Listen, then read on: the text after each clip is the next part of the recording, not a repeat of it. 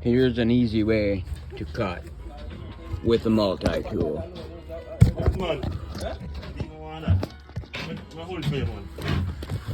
Huh?